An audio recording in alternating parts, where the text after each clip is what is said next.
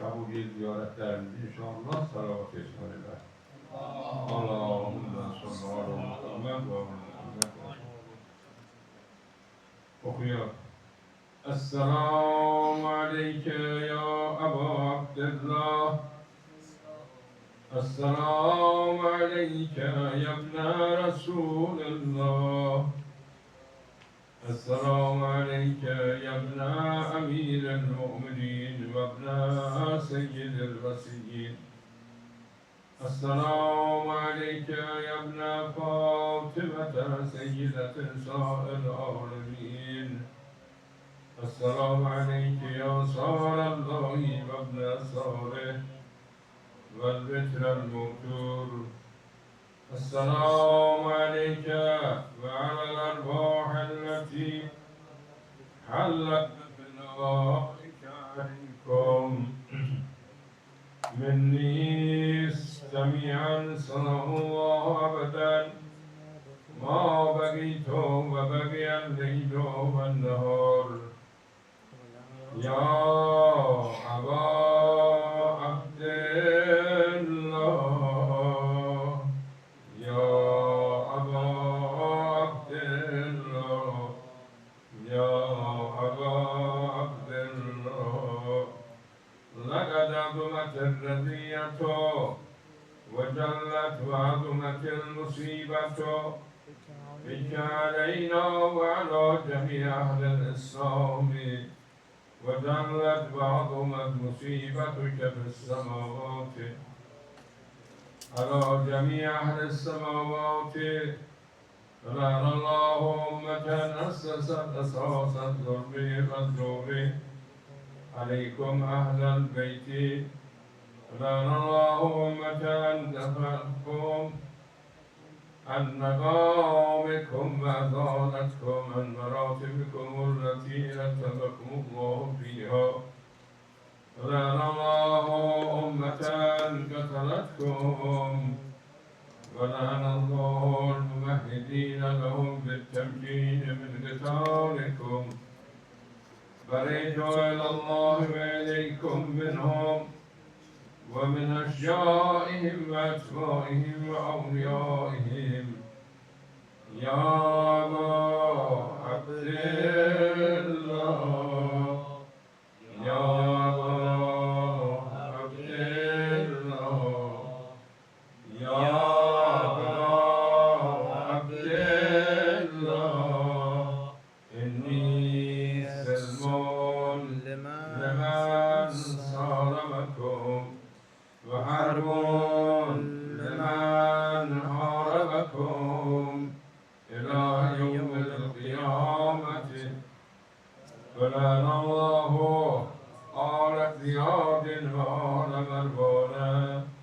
ولعن الله بني أمية قاتبة ولعن الله ابن مرجان ولعن الله مرد سعد ولعن الله شبرا ولعن الله أمة أسردت وأرجمت وتنكبت لقتالك بأبي أنت وأمي لقد عظم مصابي بك أسأل الله الذي أكرم مقامك وأكرمني بك أن يرزقني طلب صارك مع إمام منصور من أهل بيت محمد صلى الله عليه وآله اللهم اجعلني إنك وجيها بالحسين عليه السلام في الدنيا والآخرة يا أبا عبد الله يا أبا عبد الله يا أبا عبد الله إني أتقرب إلى الله وإلى رسوله وإلى أمير المؤمنين وإلى فاطمة وإلى الحسن وإليك بموالاتك وبالبراءة ممن أسس أساس ذلك وبنى عليه بنيانه وجرى في ظلمه وجوره عليكم وعلى أشيائكم بريت إلى الله وإليكم منهم وأتقرب إلى الله ثم إليكم بموالاتكم وموالاة وليكم وبالبراءة من أعدائكم والناصبين لكم الحرب وبالبراءة من أشيائهم وأتباعهم إني سلم لمن صالمكم وحرب لمن حاربكم وولي لمن والاكم وعدو لمن آذاكم فأسأل الله الذي أكرمني بمعرفتكم ومعرفة أوليائكم ورزقني البراءة من أعدائكم أن يجعلني معكم في الدنيا والآخرة وأن يثبت لي عندكم قدم صدق في الدنيا والآخرة وأسأله أن يبلغني المقام المحمود لكم عند الله وأن يرزقني طلب ساركم مع إمام مهدي هدى ظاهر ناطق بالحق منكم وأسأل الله بحقكم وبالشأن الذي لكم عنده أن يؤتيني بكم أفضل ما يؤتي مصابا بمصيبته مصيبة ما أعظمها وأعظم رزيتها في الإسلام وفي جميع السماوات والأرض. اللهم اجعلني في مقامي هذا ممن تناله منك صلوات ورحمة ومغفرة. اللهم اجعل محياي محيا محمد وآل محمد ومماتي ممات محمد وآل محمد. اللهم إن هذا يوم تبركت به بنو أمية وابن عاقلة الأجباد اللعين ابن اللعين على لسانك ولسان نبيك صلى الله عليه وآله في كل موطن وموقف وقف فيه نبيك صلى الله عليه وآله. اللهم لعن أبا سفيان ومعاوية ويزيد بن معاوية عليهم منك اللعنة أبد العابدين. وهذا يوم فرحت بها آل زياد وآل مروان بقتلهم الحسين صلوات الله عليه. اللهم فزائر عليهم اللعن منك والعذاب. اللهم إني أتقرب إليك في هذا اليوم وفي موقف هذا وأيام حياتي بالبراءة منهم واللعنة عليهم وبالموالاة لنبيك وآل نبيك عليه وعليهم السلام. اللهم لعن أول ظالم ظلم حق محمد وآل محمد وآخر تابع له على ذلك. اللهم اجعل الإصابة التي جاءت الحسين وشايعت وبايعت وتابعت رغبته، اللهم العنهم جميعا.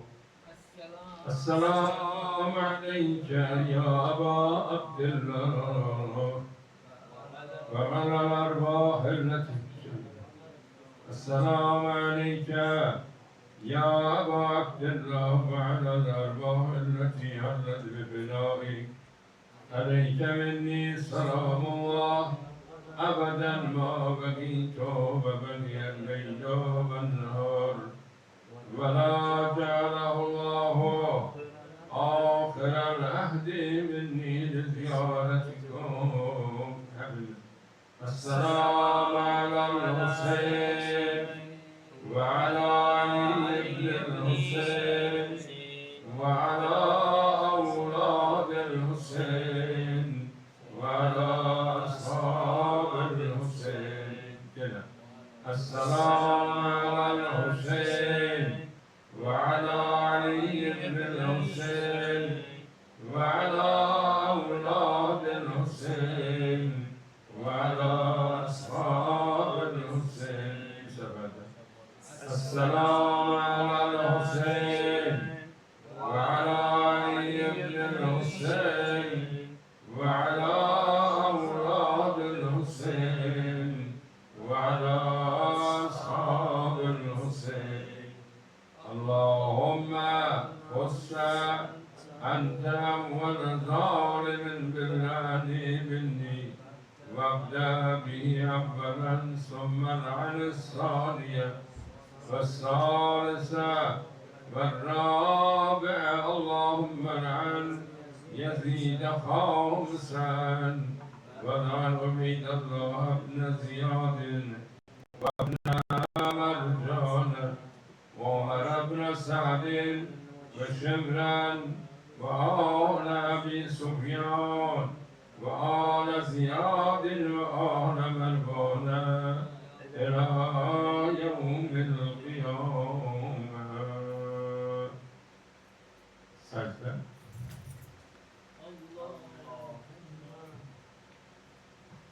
اللهم لك الحمد حمد الشاكرين لك المصابين. الحمد لله على عظيم رضيتي.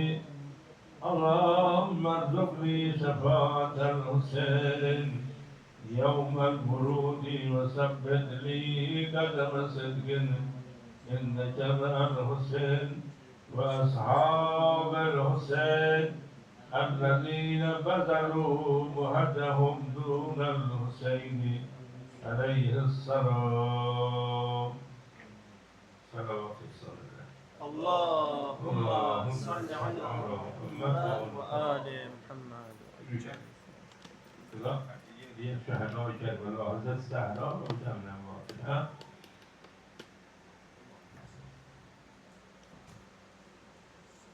على محمد آل محمد وعجل فرجل. أعوذ بالله من الشيطان اللعين الرجيم. بسم الله الرحمن الرحيم. الحمد لله رب العالمين.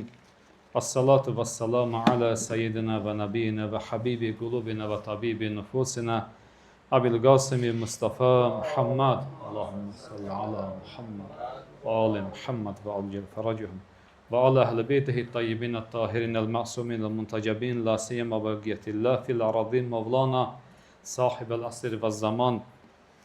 Allah Teala tekrar təziyəmizi, əzadarımızı qəbul eləsin. Bu yolda hər kim nə zəhmət çəkir, Allah Teala inşallah xanım Zəhranın hörmətinə xatir övladı İmam Hüseynin məclisində atılan hər bir addımı, çəkilən hər bir zəhməti, ehsanları, əziyyətləri hər kəsdən qəbul eləsin inşallah. Və bunun savabından həm kəndimiz üçün, axirətimiz üçün, qiyamətimiz üçün, eyni zamanda ölənlərimizin ruhu üçün inşallah faydalı olması üçün yenə Peyğəmbər və Ali Peyğəmbərə ucalı bir dənə salavat deyək inşallah. Allahümmə salli alə Muhammed, Ali Muhammed. Mən konuşmaq istədiyim konuya geçmədən öncə istərdim bir xatırlatma yapayım. Yəni qısa olaraq tarix haqqında, yəni Kərbəlanın bu olayın nədən baş verdi, nasıl baş verdi, bu hadisə ki, Peyğəmbərin torununu, sevimli torununu qatlə yetirdilər. Hətta 6 aylıq çocuğa da acımadılar. Qısası bundan ibarətdir ki, bildiyimiz kimi Peyğəmbərin vəfatından sonra imamət konusu insanların içərisində imamətin haqqında çox insanlar sustular, sakit durdular və Həzrət Əli əleyhissalam məzlum qaldı. Bunu da hepimiz bilirik. İllər keçdi və Muaviyə Həzrət Əli əleyhissalamı təbii ki, qəbul etmədi. Xəlifəliyin belə qəbul etmədi. 3-cü xəlifədən sonra 4-cü xəlifə olaraq qəbul etmədi. İsyan qaldırdı və kəndi üçün kəndini bir xəlifə kimi elan etdi. Həzrət Əlinin xilafətini qəbul etmədi. Zaman keçdi, Muaviyə ölməmişdən öncə İmam Həsən məcburən sülh bağladı İmam Həsən Muaviyə ilə. Amma sülhün şartları var idi. O şartlardan biri buydu ki, Muaviyyənin haqqı yox idi.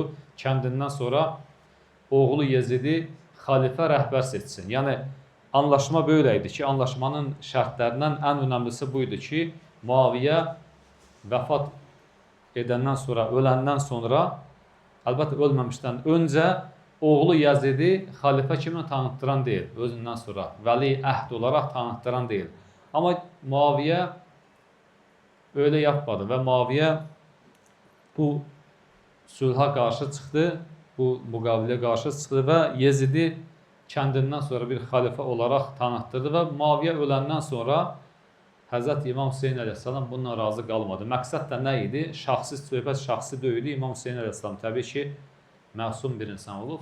Yəni İslamın başına Yezid kimi şərab içən, meymun oynadan, hər türlü günaha bulaşmış bir şəxsin, Yezid kimi şəxsin İslamın başına geçməsinə müsaade etməzdi İmam Hüseyin əleyhissalam. Çünki İmam Hüseyin kendisi buyurur, əgər Yezid kimi bir şəxs İslamın başına geçsə, İslamın Fatihasını oxumağımız lazımdır. Yəni İslam aradan gedər, əgər Yezid kimi bir şəxs başa geçsəydi. O yüzden də Yezidi insanlar da sevməzdi təbii ki və bir çox insan, 15-20 min insan məktub yazdı, İmam Hüseyinə davət etdilər ki, gəl biz sənin arxandayıq, biz səni imam və lider kimi qəbul edirik, gəl Yezidi biz istəmirik. İmam Hüseyin əleyhissalam da Müslim ibn Əqili göndərdi, o namələrə, məktublara əsasən göndərdi ki, bizi sevənlər var, get. Və Müslim ibn Əqil gedəndən sonra uzun olaylar baş verdi. O da İmam Hüseyin əleyhissalamın göndərdiyi səfiri Müslim ibn Əqili, amcası oğlunu yolda həmin orada yaxaladılar və məzlumcasına şəhid etdilər. Yəni Müslimi şəhid etdilər ilk olaraq. İmam Hüseyin əleyhissalam da bu cinayətləri aşkar etmək üçün insanların içərisində Yezidin hakiki üzünü, hakiki sıfatını insanlara yetişdirmək üçün, bildirmək üçün və öz görevini yerinə gətirmək üçün addım attı. Addım attı və Yezidə isyan etmək üçün, haqqı demək üçün bu addım attı ki, müsaidə etməzdi. Peyğəmbərin torunu olan İmam Hüseyin məsumdur, əhl-i beytdəndir, haqqında ayətlər var ki, bu Yezid kimi bir şəxs gəlsin İslamın başına geçsin. Yani indi burada ortaya soru çıxır. İmam Hüseyin bilirdir müşahid olacağını, tabi bilirdi. Amma bəzən insan qan axtmalıdır ki, bir şeyler qorunsun, saxlansın. Yani qan axmalıdır ki, axmalı idi ki, İmam Hüseyin kimi bir şəxsin qanı axmalı idi ki, insanlar oyansın ki, biz nə yapdıq? Biz hansı yanlışa yol verdik, gəldi İmam Hüseyin kimi şəxs şəhid oldu, biz nədən sustuq? O yüzden de bir çox hallarda insan susmalı değil, haqq konusunda gəlir insan sakit durmuyor. Haqqı demək lazımdır.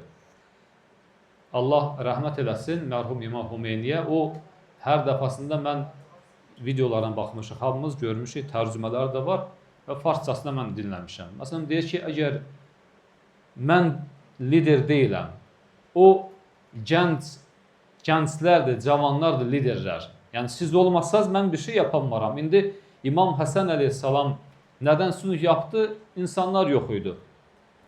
Digər imamlar nədən addım atmadı? İnsanlar yox idi. Yəni İmam Hüseyin əleyhissalamda bir şərait xüsusi bir şərait idi ki, addım atmalı idi. Baxmayaraq ki, ölməyinə rəğmən, şəhid olmağına rəğmən İmam Hüseyin gərək bu addımı ataydı. Bu addımı atmasaydı, insanlar Yezidi İmam Hüseynin təsdiq etdiyi lider kimi qəbul edərdi. Yəni ki, imamın torunu, peyğəmbərin torunu sakit durur. Deməli, bu haqdır. Bir hadis var. Məsələn buyurur, əgər insan batılın, hansı batılın? İslam adından konuşan bir batıl, İslam liderliyi iddiasındadır. Müsəlmanların başına keçibdir, imperatorun başına keçib İslam imperatoru, amma eyni zamanda batıldır. Hər şeyi batıldır. Nə namazı var, nə orucu var, nə şərab içməsi var. Yezdin şərab içərdi. Yəni bu adam İslamla bir ilgisi olmayan bir insan idi. Hadis deyir ki, əgər bir insan batılın qarşısında, böyle bir batılın qarşısında sakit dursa, o batıl zann eder ki, doğruyu yapır. O yüzden İmam Hüseyin aleyhisselam attıkları addımın hər biri hesablanmıştı və İslamın düşüncəsinə əsasən idi. Mən qayıdım konumuza, mən bugün bir şübhə və suala istəyirəm, Qurandan cavab verəm. İnşallah Peyğəmbər və Ali Peyğəmbər bir dənə yenə salavat deyək. Salli ala Muhammed, Ali Muhammed. Bəzən sual verirlər ki, bu əzadarlığın, bu taziyənin Quranda dəlili varmı, yoxdurmu? Allah Teala bizim yaptığımız bu taziyəni təsdiq edirmi? Quran ayəti varmı bununla ilgili? Təbii ki, biz demirik İmam Hüseynin adı var Quranda, biz demirik İmam Hüseynin adında surə var, haqqında konuşulmayıbdır birbaşa olaraq.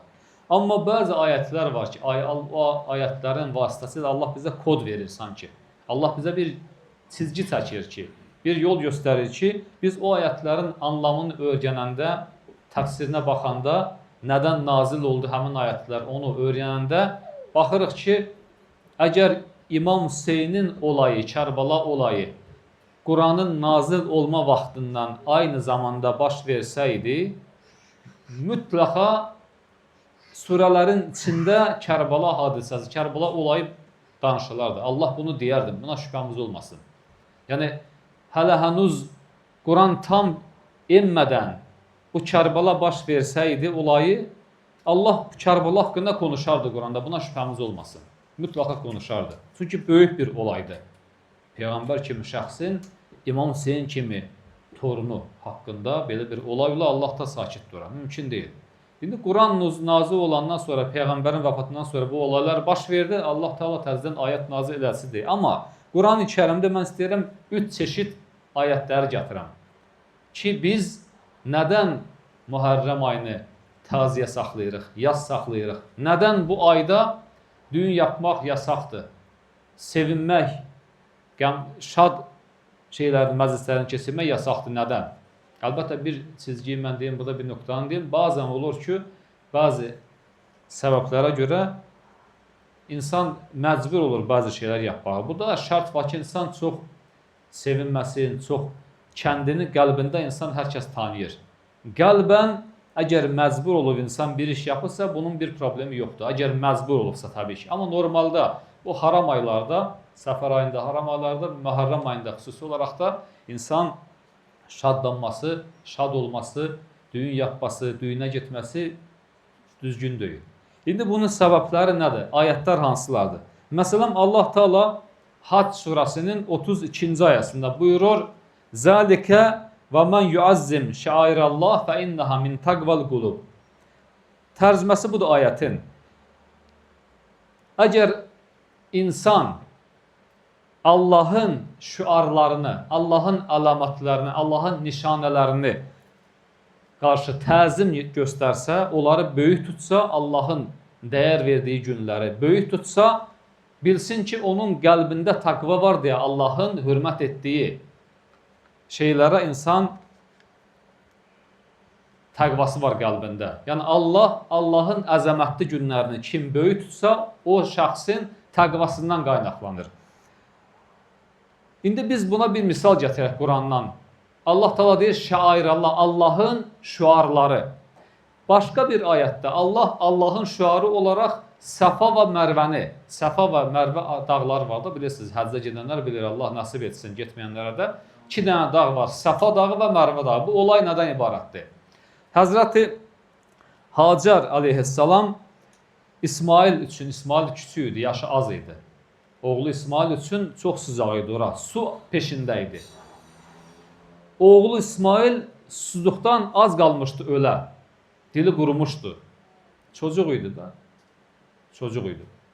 İsmail üçün su bulmaq üçün addım atanda 2 dənə dağın arasında Səfa dağının yanından qaçdı Mərvə dağına tərəf kaç dəfə. Pərişan idi, su peşində idi. Burada söhbət konu nədən gedir? Yəni burada sadəcə olaraq annenin küçük oğlu üçün su axtarmaq konusudur yalnız. Burada İsmail ki Allah övliyasıdır, Allah peyğəmbəri olacaqdır. İsmailə Allah övliyasına hörmətdən söhbət gedir. O yüzden də Allah Teala deyir Səfa və Mərvə Quran ayətidir. Səfa və Mərvə Allahın şüarlarından, Allahın nişanələrindən biridir.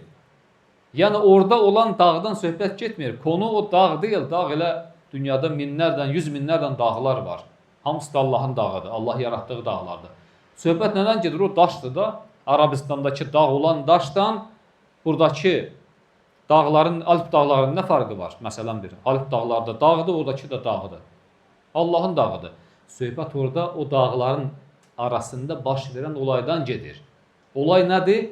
Allah övliyasının hörməti o qədər böyükdür ki, Allah deyir, baxın, Hacər nasıl 2 dağın arasında Allah övliyasına su peşində idi. Allah övliyasına su yetişdirmək üçün səy etdi. Səy yəni çalışmaq, zahmət çəkmək. Səyin mənası budur Arab dilində. Yəni Allah övliyasına su peşində idi. Ona görə də söhbət deməli konu neymiş burada? Konu budur ki, insan əgər Allah övliyası üçün bir addım ata, bunun özü Allahın şüarıdır. Biz də bugünkü günü İmam Hüseynin addımını, Kərbala bir dənə çöldür. Amma Kərbalada hangi olay baş veribdir? Allah övliyası zulmə qarşı çıxıbdır. Yenə deyirəm, əgər Kərbala olayı mutlaka deyirəm, bunun şübhəsiz deyirəm. Qiyamətdə də bu dediyimə cavab verirəm. Əgər Kərbala olayı Quranın nazil olma vaxtlarında, yəni hala Quran tam bitməmiş nazil olması, nazil olma vaxtlarında baş versəydi, bu olay mutlaka Allah Quranda Kərbaladan danışardı. Buna şübhəmiz olmasın. Çünki böyük bir olaydı. O yüzden de birinci bu kimi ayətləri ki, Allah deyir, Səfa Mərvə Allahın şüarlarındandır, Allahın əlamətlərindəndir, Allahın dəyər verdiyi məkanlardandır. Məkana görə yox, o məkanda baş vermiş olaya görə. İsmail Allah övliyasıdır, annəsi ona su peşindəydi. Allah sonunda nə yaptı? Möcüzə ilə bir su çıxartdı, zəmzəmi. Ki, şimdiyə qədər də misli bərabər yoxdur zəmzəm suyunun tərkibinə baxsaq, dünyada onun kimi təmiz, şəfalı, faydalı su yoxdur. Möcüzə ilə çıxmış bir sudur. O da nəyə görə bu su çıxdı? Allah övliyasına hörmətən. Deməli, olay Allah övliyasına hörmət olayıdır. İkinci çeşit ayələrdən biri budur ki, Allah özü Quranda buyurur, Peyğəmbər, ey Allah Rəsulü, insanlara de ki, bunu hamımız duymuşuq.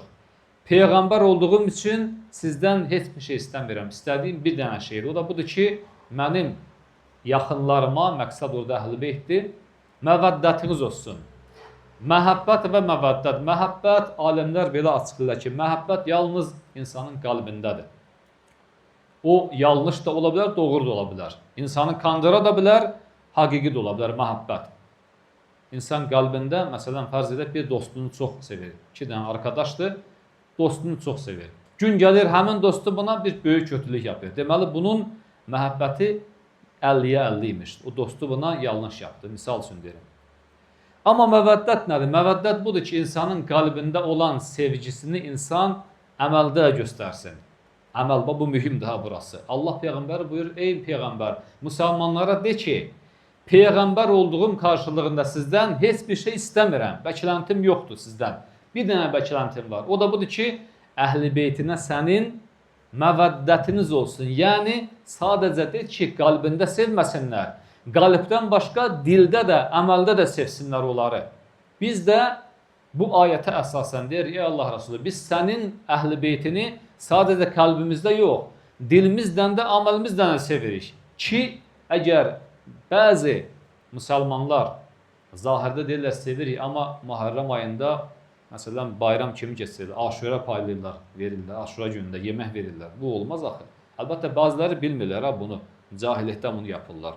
Yəni Peyğəmbərin torunu şəhid olduğu, başı bədəndən qopduğu bir gündə ehsan vermək, yəni bu niyyətdən Nuhun gəmisi bu gün xilas oldu, Adəm Peyğəmbər tövbəsi, bunlar hamısı, bunların hamısı əslində Bəni Umeyyə tərəfindən, Əhl-i Beyt düşmanları tərəfindən Əhl-i Beytin başına gələn, İmam Hüseynin başına gələn bu acı havadisi unutturmaq üçündür.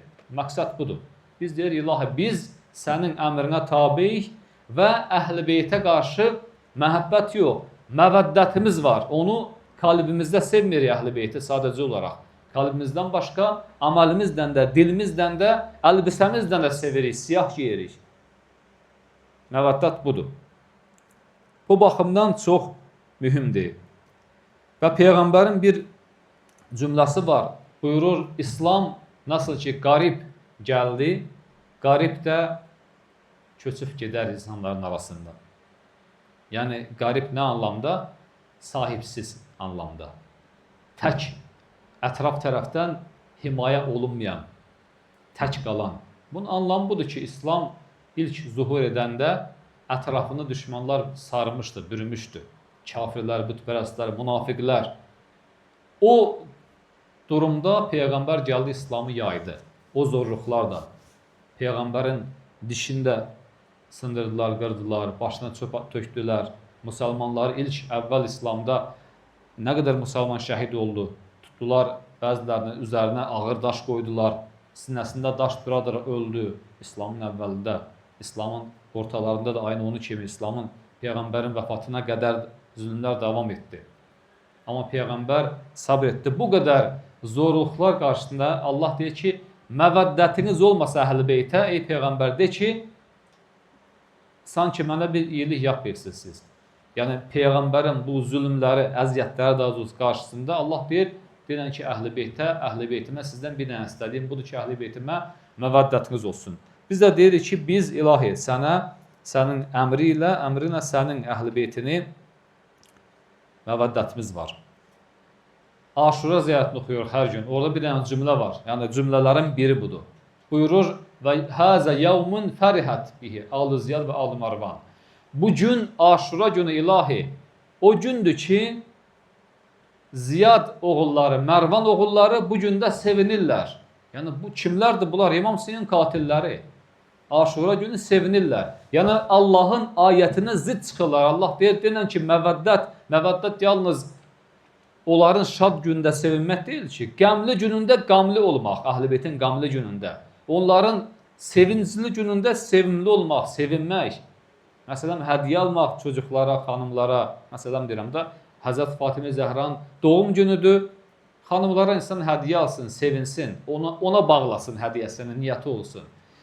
Şəhid olan günlərində qəmli olsun desin, biz bugün 5 kişiyə, 3 kişiyə kimin nə imkanı var, ehsan verərik ehtiyacı olanlara, onların adından.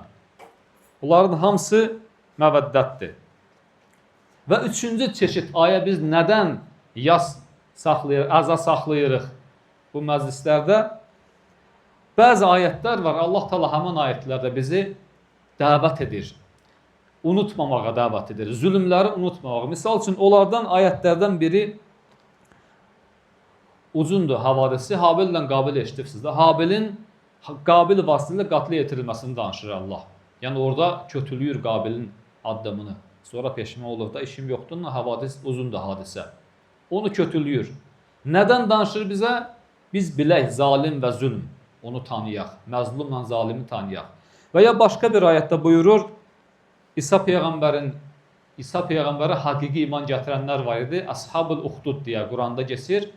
Allah onları diri-diri yaxdılar. Yəni zamanında diri-diri ateşin içine attılar, diri-diri yandırdılar. Və yandırmaqdan əlavə kimlər onları atmışdı? Yer qazmışdılar, böyük bir yer. O yerin içine atmışdılar və ateşə astılar və ateşin içində onlar diri-diri, bağıra-bağır yandılar. Onları atanlara durub belə kəndiləri arasında durub danışıb gülə-gülə onlara baxırlar. Sanki orada yanan odundur, insan deyil. Allah onu Quranda gətirir. Yəni bu kimi misallar çoxdur və ya qız çocuklarının cahiliyyət dövründə diri-diri torpağı gömlüyə haqqında danışır.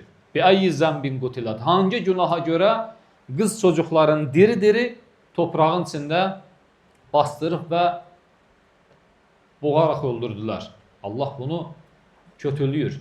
Yəni üçüncü çeşid ayətlər zalimlərin zülmünü kötüləmək haqqındadır. Aynı zamanda məzlumcasına dünyadan göstərdiklərini bizə Allah Taala açıqlayır. Deməli bu ayətlər bizə bunu çatdırır ki, bizə bunu bildirir ki, Allah Taala'nın kəndisi Quranda fərqli ayətlərdə zülmü kötülüyür və xatırlatmağımızı istəyir zülmü. Məzlumu da istəyir, heç bir zaman unutmayaq.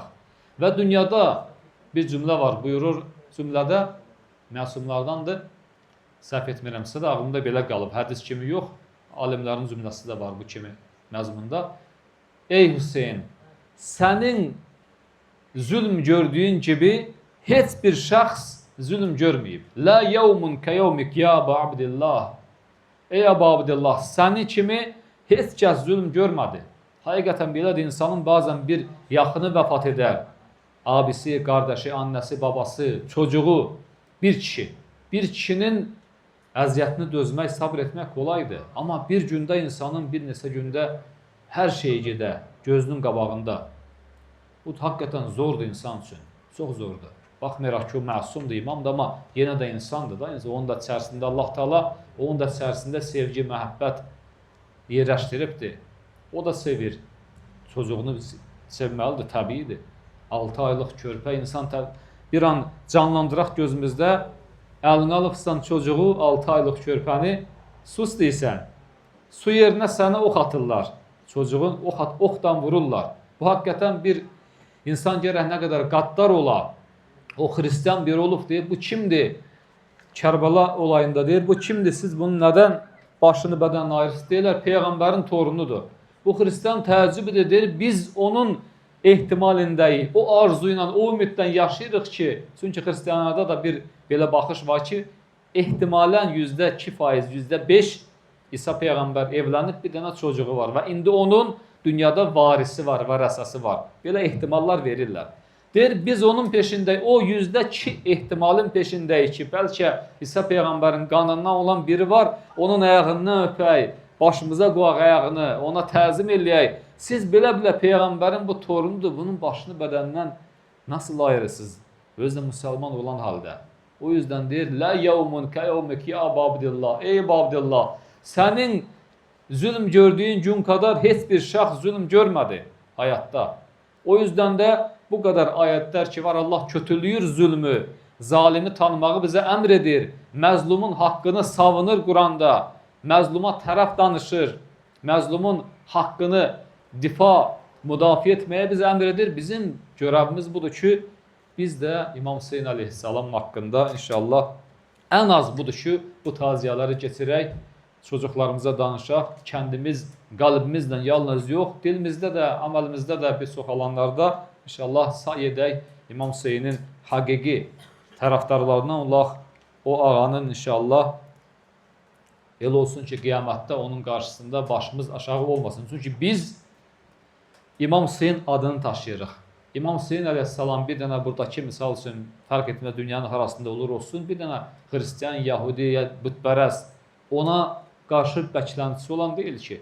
Ona deyildi, nədən mən sən anmadın, nədən sən müharrəmlikdə düyün yapdın, nədən sən ən az qatqıda bulunmadın. Ondan sonra deyil onu. Çünki o bilmir, cahildir. İmam Hüseyin Aleyhisselam bizi kimi, elə özümü deyirəm, kendim kimi günahkar bir insandan sonra ki, sən nədən yapa biləcəyin şeyləri yapmadın. Sən ki tanıyırdın, sən ki bilirdin. Allah ki sənə mərifət vermişdi. Allah ki sənə bu hidayət yolunu açmışdı. Allah ki sənə minnət qoydu, səni tanıtdırdı Əhl-i yolundan, Əhl-i nurundan tanış etdi. Zülmətin içindən çıxardı, gətirdi hidayət yoluna. Və sən nədən ən az qatqıda buluna bilmədin? əməlinlə, maddi vəziyyətinlə, davranışınla, yaşam tərzindən, hər türlü kim nə bacarır, onunla gərək İmam Hüseyin yolunda addım atsın. Allah Teala bizə bir daha yar və yardımcı olsun inşallah. İmam Hüseyini, onun yolunu doğru dürüst tanıyanlardan olaq inşallah. Duamızın qəbul olmasına xatir, ölənlərimizin ruhunun şad olmasına xatir. Allah Teala inşallah bu taziyəni, son taziyəmiz qərar verməsin. Böyüklərimizin inşallah zəhmət çəkənlərin, bu da Hacı Ağa da zəhmət çəkir, neçə ildir. Onun da qardaşlar rəhmət edir, qardaşının ruhunun şad olması üçün siz bu da ağsaqqallar gəlirsiniz. Həmişə inşallah Allah sizi var eləsin. Sizin gəlməyiniz həqiqətən çox önəmlidir. Çünki bir ixtiyarın, bir yaşlının camidə bulunması həqiqətən bir bərəkətdir. Bizdə bir söz var, deyərlər, əlbəttə bu bir atalar sözdür. Bunun başqa bir mənası məcaz anlamdadır, bənzətmədir. Deyirlər, böyük olan yerdə, Allah olan yerdə olmasan da böyük olan yerdə ol. Bunun anlamı əlbəttə bu deyil, demək deyil ki, Allah olan yerdə olma. Yəni böyüyün, ağsaqqalın, yaşlıların belə camidə, bu cür şəraitdə olmaları çox əhəmiyyətli ki, siz onu inşallah yerinə yetirirsiniz. Allah inşallah qəbul eləsin. Bir daha duamızın qəbul olmasına xatir, bu kiçik taziyəmizin bizdən qəbul olmasına xatir inşallah İmam Zaman Ağanın qəlbinin bizdən razı olması üçün Muhammed və Ali Muhammed ucalı bir salavat deyir inşallah. Allahümme salli ala Muhammed və Ali Muhammed. Mərsiyəni deyəsən eşdə deyirlər deyək də. Yoxsa dışarı mı çıxır? Dışarı, tamam. Evet, xanımlar da arxaya çıxa bilərlər. Çünki hava sıcaqdır, dışarıda deyiləcək. Sinəyi inşallah dışarıda bulacaqdır.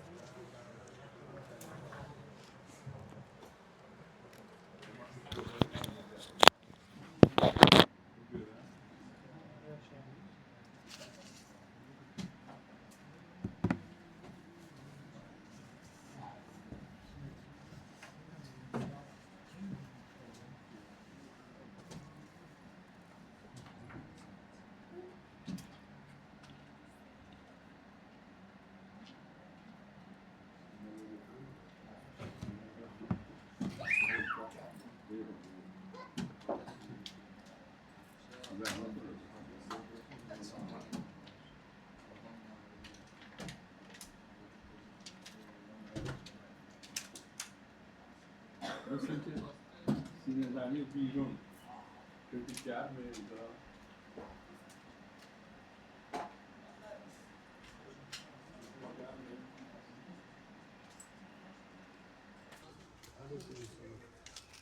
لبيك يا حسين لبيك يا حسين لبيك يا حسين لبيك يا حسين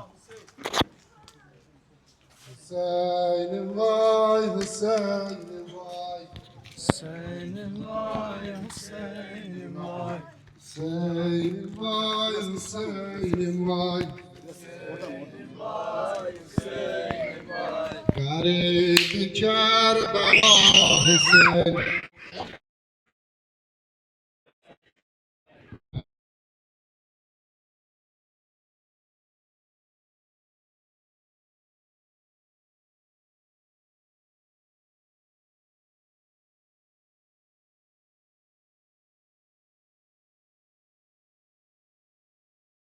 حسين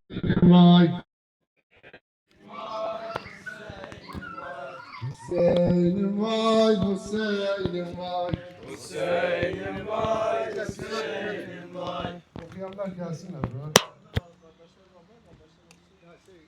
Biriz gelin de biriz gelin. İlla kameradan görüyorum. Okumak isteyenler böyle hepsini hazırlasın, okudukça birerden okuyun, herkes okusun.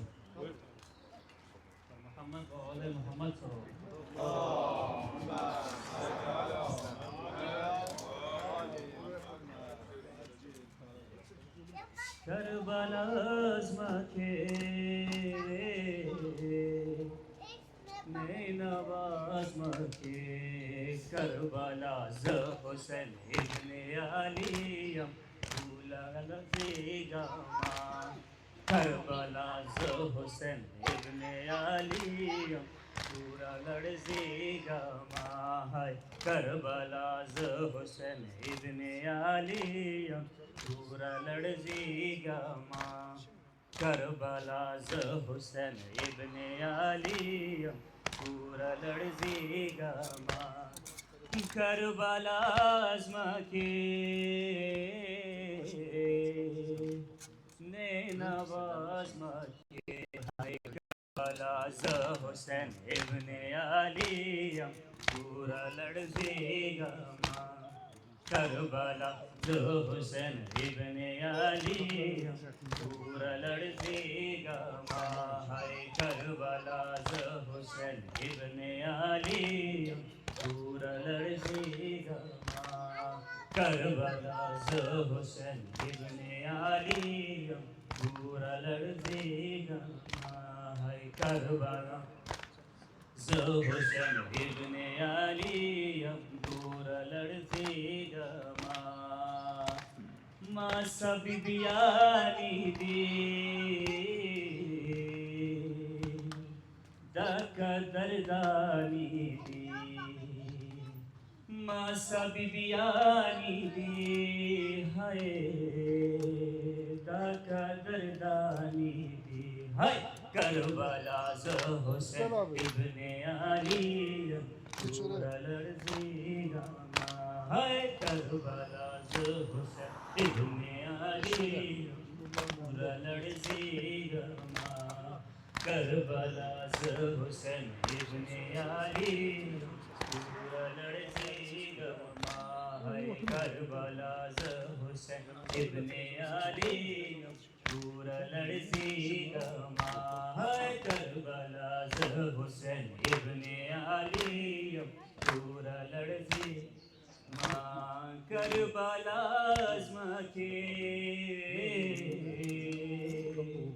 ने नवाज के हाय करबला हुसैन इब्ने अली पूरा लड़जेगा माँ हाय करबला हुसैन इब्ने अली पूरा लड़जेगा माँ हाय करबला हुसैन पति राजी पूरा लड़जेगा माँ हाय करबला हुसैन इब्ने अली पूरा लड़जेगा माँ हाय माँ सजन Gençler böyle ortaya geçsin daha.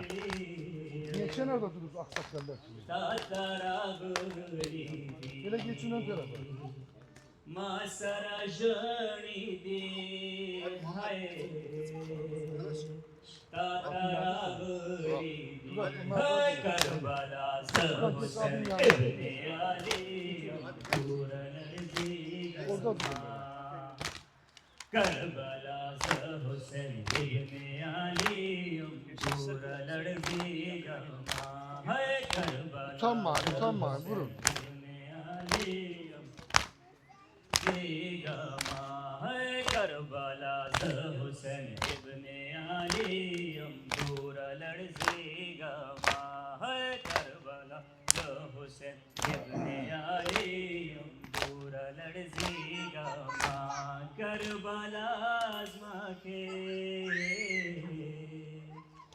ने नवाज के करबला के हाय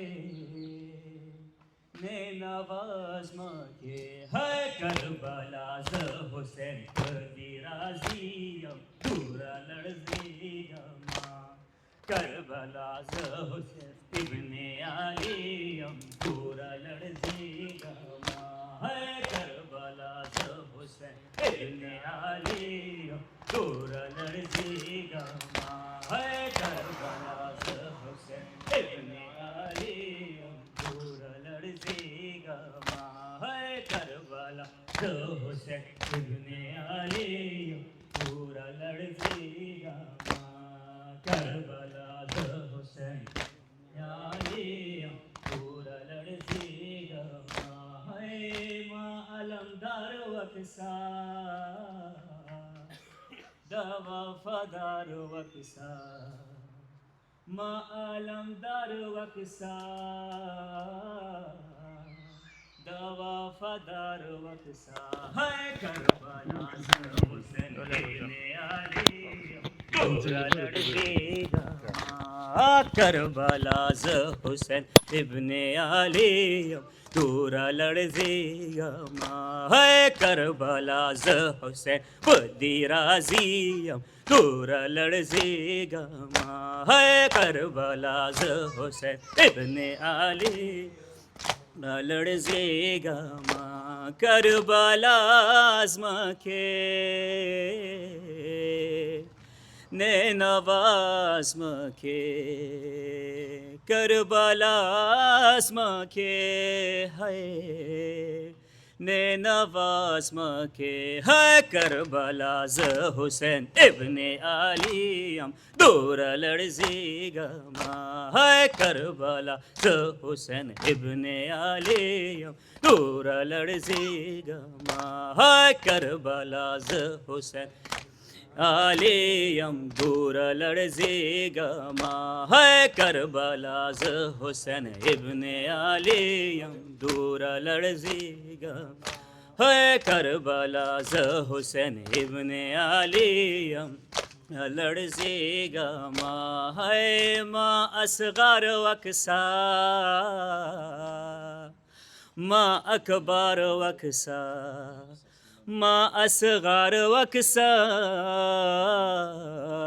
माँ अखबार वक्सा है करबला हुसैन खुदी राजियम दूर लड़जेगा माँ है करबला हुसैन इब्ने अलीम दूर लड़जेगा माँ करबला हुसैन इब्ने अलीम दूर लड़जेगा माँ है करबला हुसैन इब्ने अलीम ज़ेगा माँ बर मोहम्मद वाले मोहम्मद सल्लल्लाहु लब्बैक या हुसैन लब्बैक या Hussain İnşallah kim mərsiyə dəyər gəlsin. Çünki savabdır da hər halda. Mənim səsim yoxdur, amma bir dənə mərsiyə dəyərəm inşallah. Məndən sonra da gənclər davam eləyər. Əlim laylay, balam laylay, Əli əsxərim laylay. Yəni bunu təkrar edərsiniz inşallah. Ya Hüseyin. Ya Hüseyin, Ya Hüseyin, Ya Hüseyin. Əlim laylay, balam laylay, Əli laylay, balam laylay. Əlim laylay, balam laylay, Əliyu əsqərim laylay. Bir daha. Əlim laylay, balam laylay, Əliyu əsqərim laylay. Əlim səni kim oxladı, yaraların kim bağladı, qəbrin üstə kim ağladı. Əlim laylay, balam laylay, qəbrin üstə kim ağladı. Əlim laylay, balam laylay, Əlim laylay, balam laylay, Əliyu əsqərim laylay, Əlim laylay, balam laylay, Əliyu əsqərim laylay. Mədinədən gətirmişəm, bu ərsəyə yetirmişəm, Kərbəlada itirmişəm. Əlim laylay, balam laylay, Kərbəlada itirmişəm. Əlim laylay, balam laylay, Əlim laylay, balam laylay, Əliyu əsqərim laylay. Əlim laylay, balam laylay, Əliyu əsqərim laylay. Dərdindən mən cana gəldim, Əfşan zülfün ələ aldım, Göylərə zəlzələ saldım. Əlim laylay, balam laylay, Göylərə zəlzələ saldım. Alim lay lay balam lay lay. Alim lay lay balam lay lay. Alim lay lay balam lay lay. Başını koy dizim üste, yatma isti kumlar üste. Yüzünü koy dizim üste, alim lay lay balam lay lay. Yüzünü koy dizim üste, alim lay lay balam lay lay. Alim lay lay balam lay lay. Alim lay lay balam lay lay. Aliyu askerim lay lay. Boğazıma dayan oktur, yazılsa hamıdan çoktur. Xacalətem suyum yoktur. Alim lay lay balam lay lay. Xacalətem suyum yoktur. Alim lay lay balam lay lay. Alim lay lay balam lay lay. Alim lay lay balam lay lay.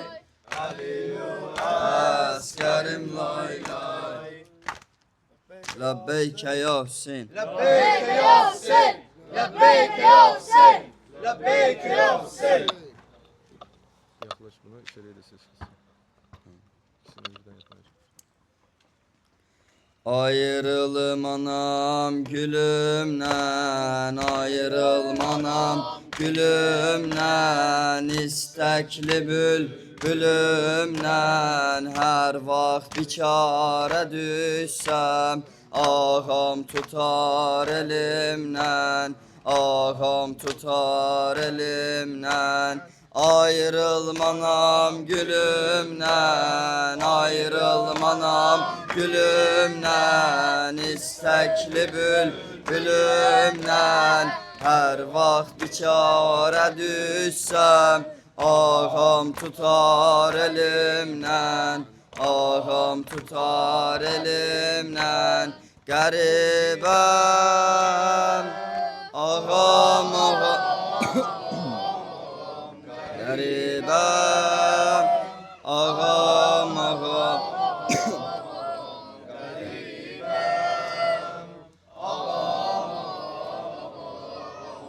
Yaralar sinende kardeş, yaralar sinende kardeş. Gülü gül sitare benzer, ağaran mənim bu zülfüm. Kəməni xəzanə benzer, kəməni xəzanə benzer. Garibem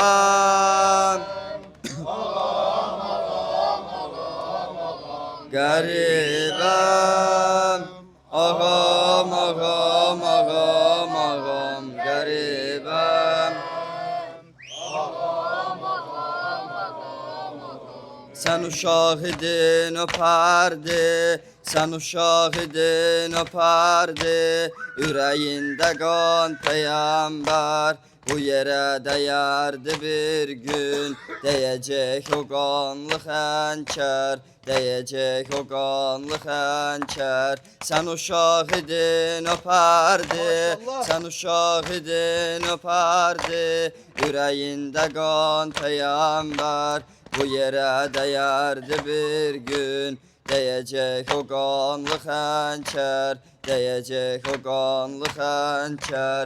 Garibem ağam ağam ağam garibem ağam ağam garibem ağam Balaca qızın Rüqəyyə, balaca qızın Rüqəyyə. O əzizən o zidanə dolanıbdı at Döşündə ürəyi dönübdü qana. Balaca qızın Rüqəyyə, balaca qızın Rüqəyyə, o əziz ana Zidana dolanıbdı at döşündə, ürəyi dönübdü qana. Üzünə dəyibdi şillə, üzünə dəyibdi şillə, başı üstə ta ziyana. Saralıb solubdu rəngi, sarı zəfərana bənzər, sarı zəfərana bənzər. Hüseynim, ağam, ağam, ağam, ağam, ağam, ağam, ağam, Hüseynim, Hüseynim, ağam, ağam, ağam, ağam. Lebbeyke ya Hüseyin. لبيك يا حسين لبيك يا حسين لبيك يا حسين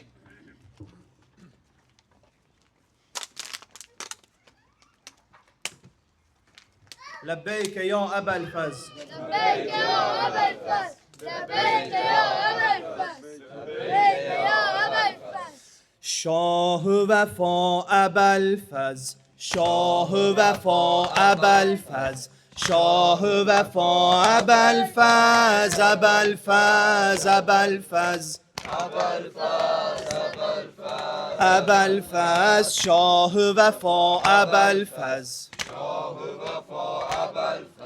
شاه وفا أبا الفز أبا الفز أبا الفز أبا الفز أبا الفز أبا الفز kim bu pehlivan alem olup heyran kim bu pehlivan alem olup heyran Zehra eşkine Hüseyin'e veren can Hüseyin'e veren soyu Heyderi vefanın zirvesi soyu Heyderi vefanın zirvesi ismi Ebelfez Hüseyin'in nökeri Hüseyin'in nokeri Şah-ı Vefa Ebelfez Şah-ı Vefa Ebelfez Şah-ı Vefa Ebelfez Ebelfez Ebelfez Ebelfez aşk meydanında safları yaranda aşk meydanında safları yaranda babası Heyder sanki Kerbela'da Sanki Kerbela'da Cafer Teyyar Heyderi Kerrar Cafer Teyyar Heyderi Kerrar Hamza şebihi Abbas Alemdar Abbas Alemdar Şah-ı Vefa Ebelfez Şah-ı Vefa Ebelfez Şah-ı Vefa Ebelfez Ebelfez Ebelfez güller açılsın seni bir koklasın güller açılsın seni bir koklasın artık Gülistan gülünü tanısın hayrandır herkes ama beni bilmez hayrandır herkes ama beni bilmez divane oldum eşkine Ebelfez Ebelfez Şah-ı Vefa Şah-ı Vefa Şah-ı Vefa Ebelfez Ebelfez Ebelfez Ebelfez Şah-ı Vefa Ebelfez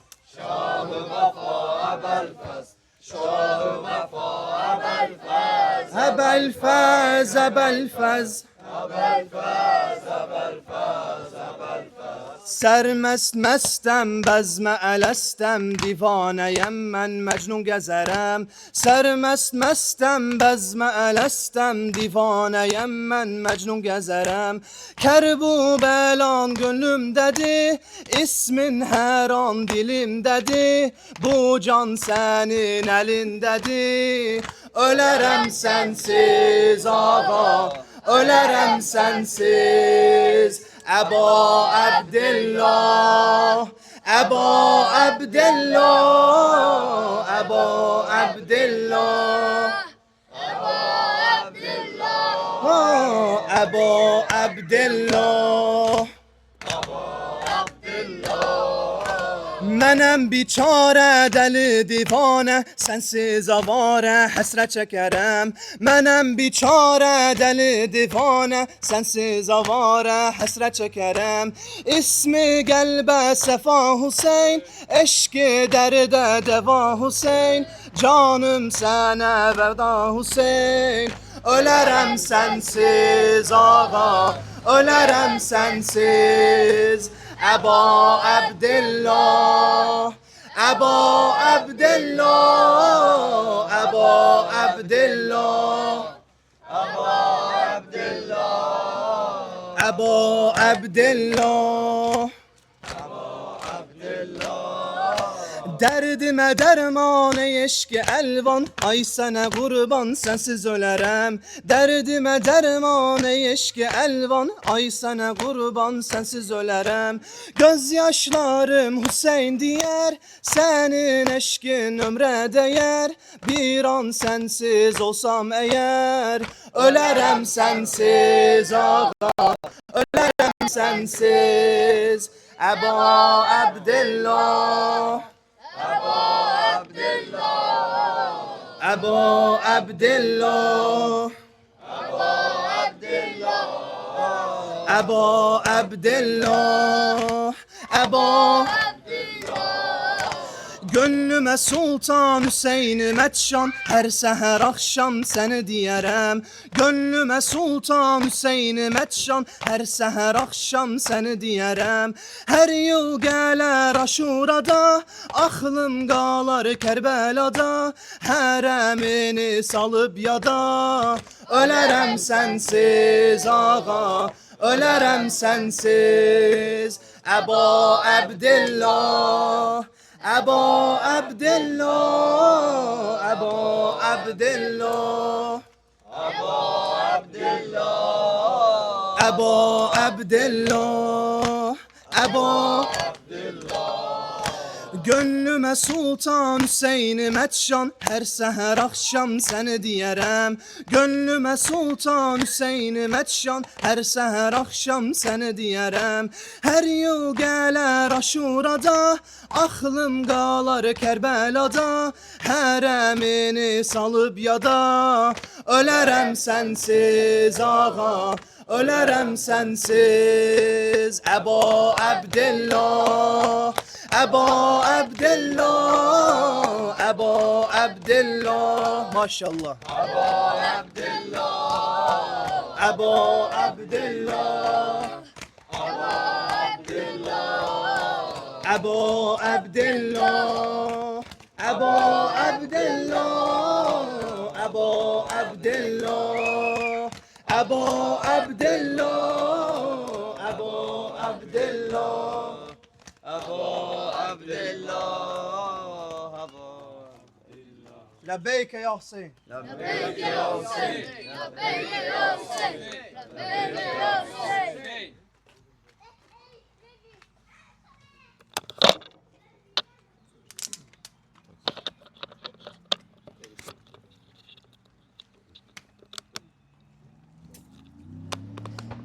Xeymelerde nigaran vardı elemdarım oyan, gözü yollarda kalan vardı elemdarım oyan, teşne serdarım oyan, yaru gemkarım oyan.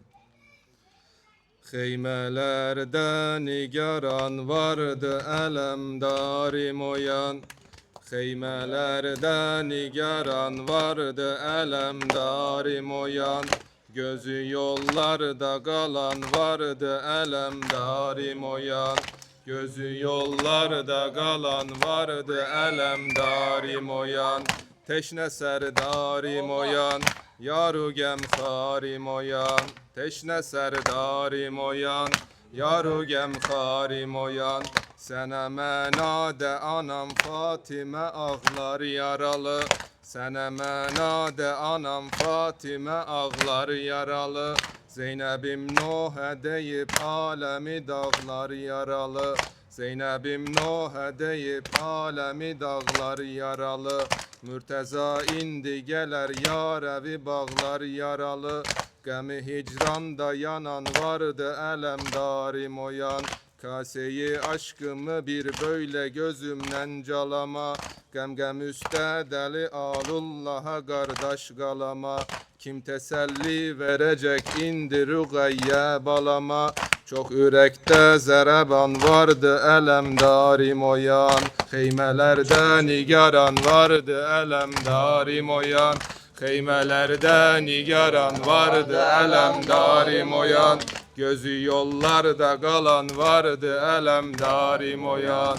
Gözü yollarda kalan vardı elemdarim oyan. Teşne serdarim oyan, yaru gemharim oyan. Teşne serdarim oyan, yaru gemharim oyan. Ey elemdari sepahimne yatıpsan gözün aç. Ey beni Haşimayı ganda yatıpsan gözün aç. Afitabi heremi gözden atıpsan gözün aç. Dildeden tabu tevan vardı elemdarim oyan. Oh deyip meşkiye ey gusseli sekkayı herem. Kol düşüp bir tarafa bir yana meşkiyle elem. Oh deyip meşkiye ey gusseli sekkayı herem. Kol düşüp bir tarafa bir yana meşkiyle elem. Başı va yare vurup ersede bu ehli sitem. Kaseyi çeşmide kan vardı elemdarim oyan. Heymede nerede nigaran vardı elemdarim oyan. Heymelerde nigaran vardı elemdarim oyan. Gözü yollarda kalan vardı elemdarim oyan. Gözü yollarda kalan vardı elemdarim oyan. Teşne serdarim oyan, yaru gemharim oyan. Teşne serdarim oyan, yaru gemharim oyan. Kurbanım eşkiye ey ümmül beninin balası. Efseri eşkide başında emudun yarası. Ahuva veyla dolup heyveme meydan arası. Leblerinde helecen vardı elemdarim oyan. Sene menade anam Fatime ağlar yaralı. Zeynep'im Nuh'e deyip alemi dağlar yaralı. Mürteza indi geler yar evi bağlar yaralı. Gemi hicrində yanan vardı elemdarim oyan. Heymelerde nigaran vardı elemdarim oyan. Heymelerde nigaran vardı elemdarim oyan. Gözü yollarda kalan vardı elemdarim oyan. Gözü yollarda kalan vardı elemdarim oyan. Teşne serdarim oyan, yaru gemharim oyan. Teşne serdarim oyan, yaru gemharim oyan. Kaseyi aşkımı bir böyle gözümden calama. Gem üste deli arullah'a kardeş kalama. Kim teselli verecek indi rügayye balama. Çok yürekte zereban vardı elemdarim oyan. Günü saldın gamey meh ecep attın özün. Perçemi nesri minallah kimi yattın özün. Parçalanmış baş ile heydere okşattın özün. Kimde bir böyle nişan vardı elemdarim oyan. Heymelerde nigaran vardı elemdarim oyan. Heymelerde nigaran vardı elemdarim oyan. Gözü yollarda kalan vardı elemdarim oyan.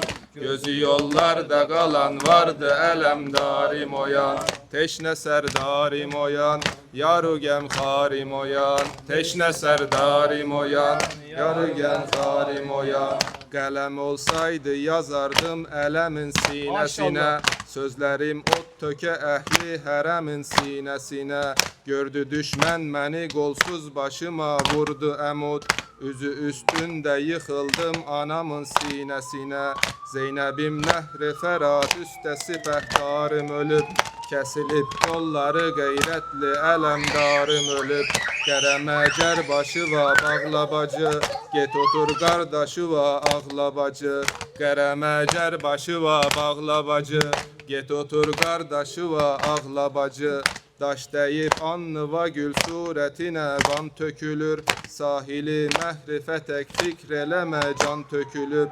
Ayrılık üzbileri kardeşimin peykerine. Ele bil aye be aye yere Kur'an tökülüp. Daş deyip anlıva gül suretine kan tökülür. Sahili mehri felek fikreleme can tökülüp. Ayrılığın üzbiler kardeşimin peykerine. Ele bil aye be aye yere Kur'an tökülüp. Heymelerde nigaran vardı elemdarim oyan. Heymelerde nigaran vardı elemdarim oyan. Gözü yollarda kalan vardı elemdarim oyan. Gözü yollarda kalan vardı elemdarim oyan. Teşne serdarim oyan, yaru gemkarim oyan. Teşne serdarim oyan, yaru gemkarim oyan. Lebbeyk ya Abelfes. لبيك يا أبا الفز لبيك يا أبا الفز لبيك يا أبا الفز. Abelfez'in aşkına biraz canlı vuralım. Allah kabul etsin. Derde devadi ağam Ebelfez, derde devadi ağam Ebelfez, kalbe sefadi ağam Ebelfez, kalbe sefadi ağam Ebelfez, derde devadi ağam Ebelfez, derde devadi ağam Ebelfez, babi şefadi ağam Ebelfez, babi şefadi ağam Ebelfez, derde devadi ağam Ebelfez, derde devadi ağam Ebelfez, babi şefadi ağam Ebelfez, babi şefadi ağam Ebelfez. Medeni cudi sehavetti bu, kuhe buragi şücaetti bu, meniyu eşkı şerafetti bu. Ruhe sefadi ağam Ebelfez, derde devadi ağam Ebelfez, derde devadi ağam Ebelfez, kalbe sefadi ağam Ebelfez, kalbe sefadi ağam Ebelfez, derde devadi ağam Ebelfez, derde devadi ağam Ebelfez, babi şefadi ağam Ebelfez, babi şefadi adam Ebelfez. Adı merize şefa paylı yar, eşki gulübe sefa paylı yar. Derdi olan kes deva paylı yar, behre sehadi ağam Ebelfez. Rişeyi zulmi kesen mehliga, sehmili yeltek esen dulruba. Dini himayet eden can feda, merdi hudadi ağam Ebelfez, derde devadi ağam Ebelfez, derde devadi ağam Ebelfez, babi şefadi ağam Ebelfez, babi şefadi ağam Ebelfez, derde devadi ağam Ebelfez, derde devadi ağam Ebelfez, babi şefadi ağam Ebelfez, babi şefadi ağam Ebelfez. Gayreti alem dezer bul mesel, soleti heyder kimi bi bedel. Fatihi meyda nücengu cedel, dine fedadi ağam Ebelfez. Cilveyi gayret olup münceli, cenge gidip sesledi ya Ali. Nehri alıp içmedi suveli, beski ağadı ağam Ebelfez, derde devadi ağam Ebelfez, derde devadi ağam Ebelfez, babi şefadi ağam Ebelfez, babi şefadi ağam Ebelfez, derde devadi ağam Ebelfez, derde devadi ağam Ebelfez, babi şefadi ağam Ebelfez, babi şefadi ağam Belfez. Zadiye aza deyi murteza, zadiye aza deyi murteza. Zeyxeme biba teker bu bela, zeyxeme biba teker bu bela. Sagiye bi deşti deşti bela, sagiye bi deşti deşti bela. Kani vefadi ağam Belfez, kani vefadi ağam Belfez. Derde devadi ağam Belfez, derde devadi ağam Belfez. Kani şefadi ağam Belfez, kani şefadi ağam Belfez. Lebbeyk ya Hüseyin. لبيك يا حسين لبيك يا حسين لبيك يا حسين. Can üsteyem peygamberim gelmedi, gelmedi. Can üsteyem peygamberim gelmedi, gelmedi. Öldüm Necef'ten heydarım gelmedi, gelmedi. Öldüm Necef'ten heydarım gelmedi, gelmedi. Can üsteyem, can üsteyem Peygamberim gelmedi, gelmedi. can üsteyem Peygamberim gelmedi, gelmedi. öldüm Necef'ten. Öldüm Necef'ten heydarım gelmedi, gelmedi. Öldüm Necef'ten heydarım Gelmedi, gelmedi. Çok sayıda yar edeyip canıma, canıma. Ağladılar, kan karıştı yaşıma, yaşıma. Mühlet ver Zeynep'im gelsin yanıma, yanıma. Susuz öldüm kömeklerim gelmedi, gelmedi. Can üsteyem Peygamberim gelmedi, gelmedi. Can üsteyem peygamberim gelmedi, gelmedi. Öldüm Necef'ten heydarım gelmedi, gelmedi. öldüm Necef'ten Heydarım gelmedi, gelmedi. öldüm susuz ümitlerin fedası, fedası. Her yaramın vardır 100.000 cezası, cezası. Yüreğimde vardır oğul yarası, yarası. Öldüm gurbet çekenlerim gelmedi, gelmedi. Öldüm gurbet çekenlerim gelmedi, gelmedi. Can üsteyem Peygamberim gelmedi, gelmedi. Can üsteyem peygamberim gelmedi, gelmedi. öldüm Necef'ten heydarım Gelmedi, gelmedi. Öldüm Necef'ten heydarım gelmedi. gelmedi. Mene matem tutan anam Zehra'dı, Zehra'dı. Çıktığın yer zalim arşı Hudadı, Hudadı. Çıktığın yer alim arşı Hudadı, Hudadı. Çehrelerin çırak sinem yaradı, yaradı. Fırat'taki kömeklerim gelmedi, gelmedi. Can üsteyem Peygamberim gelmedi, gelmedi.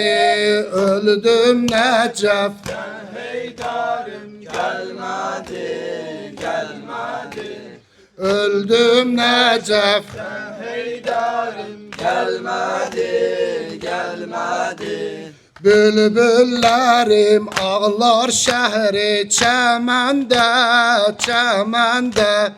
Canım çıkar, gözüm kalar kefende, kefende. Anasız bir kızın kaldı vatende, vatende. Öldüm mehri dökenlerim gelmedi, gelmedi. Öldüm mehri dökenlerim gelmedi, gelmedi. Can üsteyem peygamberim gelmedi, gelmedi. Öldüm Necef'ten Heydar'ım gelmedi, gelmedi. Öldüm Necef'ten Heydar'ım gelmedi, gelmedi. Lebbeyk ya Hüseyin. Lebbeyk ya Hüseyin, lebbeyk ya Hüseyin, lebbeyk ya Hüseyin. Yok demeyeceğim. Benim saat 10 oldu. Hani belki ışıktan gelmez. Ses gelir ya böyle. Tamam dinle. Allahümme salli ala Muhammedin ve ali Muhammed. Ya Allah, ya Allah, ya Allah, ya Allah, ya Allah. Ammen yucibul mustarra iza da'ahu ve yakşufu su. Ammen yucibul mustarra iza da'ahu ve yakşufu su. Ammen yucibul mustarra iza da'ahu ve yakşufu su. Ammen yucibul mustarra iza da'ahu ve yakşufu su. Ya Allah, ya Allah, İlahi ya Rabbel Alemin, bu əzaları bu cəmdən qəbul elə cinən. Amin. İlahi bizləri İmam Hüseyndən kənara salma cinən. Amin. İlahi səni Muhammed Ali Muhammedin hürmətinə gəşlərimizi əhl-i beytdən, dinidən, Qur'anıdan kənara salma cinən. Amin. Əzizlərim, hər hacətləri var, hacətlərin qəbul elə cinən. Amin. Xəstələrimizə şəfa ver cinən. Amin. Afiyətimizi əlimizdən alma cinən. Amin. İlahi ziyarət İmam Hüseyni, ziyarət Kərbəlani, Ya Rabbel Alemin, ziyarət Beytullahil Hərami hepimizə nəsib elə cinən. Amin. Allah səni Muhammed Ali Muhammedin hürmətinə son sənə bizlər üçün qərar vermə cinən. Amin. İlahi ya Rabbel Alemin, İslam ölkələrimizi ahirət zaman fitnəsindən qoru cinən. Amin. Unutduğumuz duaları qəbul elə. İlahi bu yerdə İmam Hüseyin deyilir, əzadarlıq olunur, İmam Hüseynin müsibəti oxunur, Əli-i Əkbərin, Əli-i Əsqərin, Ya Rabbel Alemin, bura kutsal yerdir. İlahi ya Rabbel Alemin, xeyri və bərəkatuhu bura əta elə cinən. Amin. İlahi Muhammed Ali Muhammedin hürmətinə günahlarımızı bağışla cinən. Amin. Bizləri namaz qılandan, oruç tutandan, İmam Hüseynin arxasında gedəndən, İmam-ı Zamanın duasının üzerimizde qərar ver cinən. Amin. İlahi unuttuğumuz duaları qəbul elə. Amin. Bacıların, ablaların hər əməkləri var, zəhmət çəkirlər, hər türlü ihsan hazırlayırlar. Ya Rabbel Alemin ihsanları Hazreti Zeynəbin məhzərində, Hazreti Fatıma-i Zəhranın məhzərində qəbul elə cinən. Amin. Onların mallarına, canlarına, ovlatlarına, hər türlü Ya Rabbel Alemin bərəkatuhu nazil elə cinən. Amin. İlahi Muhammed Ali Muhammedin hürmətinə, İlahi bu aminləri İmam Hüseynin məhzərində, Peyğəmbərin məhzərində qəbul elə. Amin. Sinə vuranlardan, deyənlərdən Ya Rabbel Alemin qəbul elə. Amin. Oxuyaq 14 məsum şəhədai İslam və din-i Qur'an. Bu cəmin əmvatı ilə, ihsan sahiblərin əmvatı ilə belə, bacıların əmvatı ilə belə, Əl-Fatihə məəs-salavat. Allahümme salli ala Muhammed və ali Muhammed və əcəl. Bismillahirrahmanirrahim. Elhamdülillah Rabbil alemin. Errahmanirrahim. Maliki yevmiddin.